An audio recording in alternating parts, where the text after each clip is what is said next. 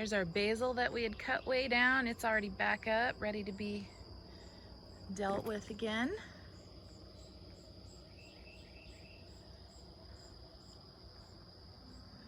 Tomatoes are almost at the top of our trellis, which is amazing since that is set about 1.5 feet off of the soil level.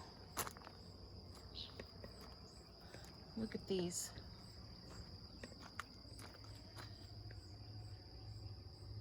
Those look amazing. I came through last night and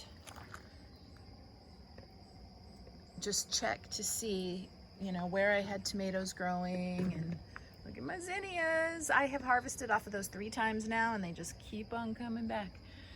But I've harvested, nope. I came out to check on my tomatoes and I counted, and I think I only have 3 plants that don't have actual fruit. They have blooms, but not actual fruit. Now, let's look over here. You're gonna see a little something. You notice this spot here? So we came out this morning, no, last night I came out because I needed to water. It was supposed to rain yesterday. So it was supposed to rain yesterday, and it did, but it was like, it was supposed to rain pretty heavy, and so I was like, oh cool, I'm not gonna have to water. And it rained for 10 minutes, and it rained nicely, but it definitely was not enough rain to get any measurable amount of water. I came out and checked the rain gauge, and it was just a trace. So I came out last night to water because I definitely needed some of to do that.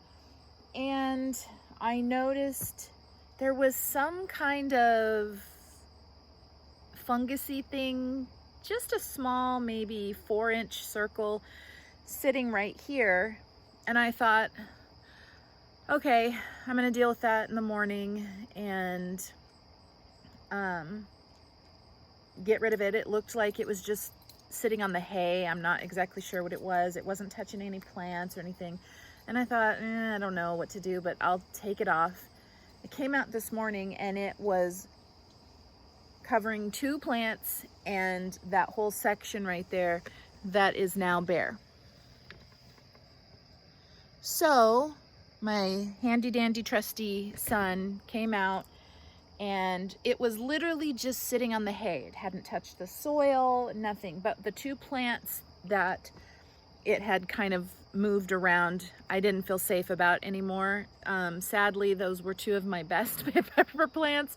I've told you I've had a huge issue with my pepper plants this year, and oh my gosh, I have grown peppers before and had them coming out of my ears. And for some reason this time, I have had nothing but trouble. Now, I have noticed that the aphids seem to have run their cycle and they've moved on. So the plants are looking better, but we did lose those 2 plants, which breaks my heart a little bit. But it was just the weirdest, almost like that foam spray insulation that you can shoot into a wall is what it looked like. It was just like this, ugh. Anyways, it was right on the hay. We scooped it up, got rid of it. In fact, we took a much bigger section of the hay away just in case. I've looked, it is nowhere else. So I'll keep my eye out for it. I think it was probably just some fluke kind of thing. I'll do a little bit of research later just to make sure there's not something I need to be aware of. But yeah, I hate pulling plants that are doing at least okay. And like I said, those were 2 of my better ones. Peppers hate me this year. They do, they hate me this year.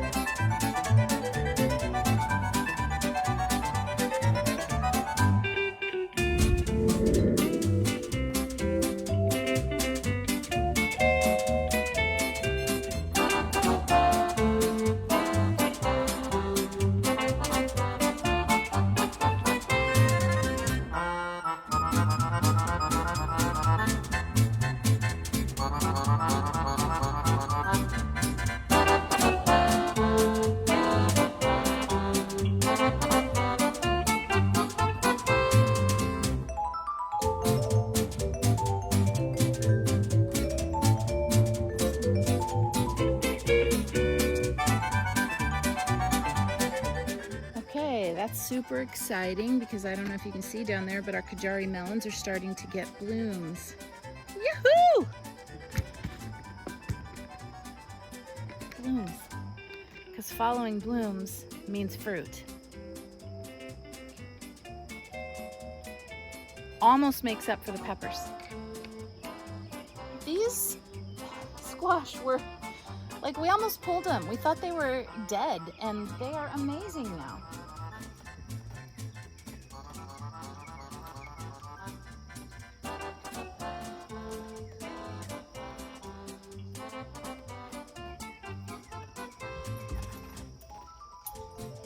All right, that definitely needs to be watered. It gets forgotten because it's not out in the garden, and so sometimes I have to forcefully make myself water it. And it's time.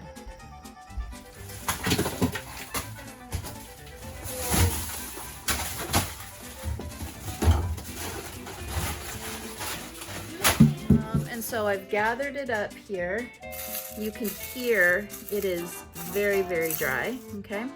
So what I do is I take it, I put it into like a little salsa bowl, and then I just use my hands and crunch it up.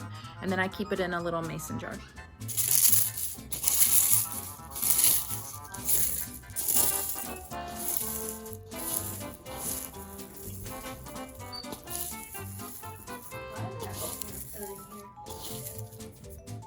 So it was really gross.